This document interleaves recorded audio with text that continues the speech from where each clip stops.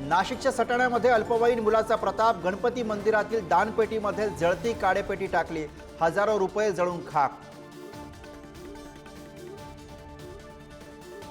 निकालाची प्रत आल्यावर विधिमंडळ मंत्री माणिकराव कोकाटे यांच्यावरती कारवाई करणार, विधानसभा अध्यक्ष राहुल नार्वेकरांची माहिती। कोकाटेंवर काय कारवाई होणार याकडे लक्ष। मसाजोगमध्ये सुरेश धसांनी घेतली देशमुख कुटुंबाची भेट, सर्व आरोपींचे सीडीआर तपासा, धसांची मागणी। तर परळीमध्ये धसांना दाखवले काळे झेंडे, परळीची बदनामी करत असल्याचा आरोप, काळे झेंडे दाखवल्यानं फरक पडत नाही, धस यांचं प्रत्युत्तर।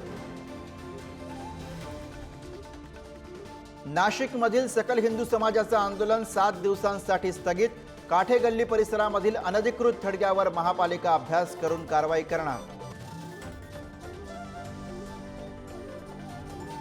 माजी खासदार नवनीत राणा यांना हैदराबाद कोर्टाची नोटीस, 28 फेब्रुवारीला हजर राहण्याचे आदेश, ओवेसी बांधवांविरोधात केलेल्या वक्तव्याप्रकरणी नोटीस। मविया आणि ठाकरेंचे सरपंच असणाऱ्या गावांना निधी देणार नाही, नितीश राणे यांचा इशारा, कार्यकर्त्यांना ताकद देण्यासाठी राणेंचं वक्तव्य। बावनकुळे आणि उदय सामंत यांची प्रतिक्रिया।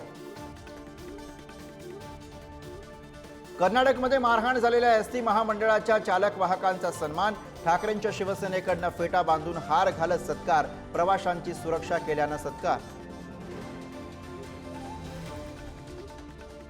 सोलापुरात शेअर बाजारातनं मोठ्या परताव्याचा आमिष दाखवून कोट्यवधींची फसवणूक, तब्बल 15 कोटी रुपये लुटल्याप्रकरणी एकाला अटक।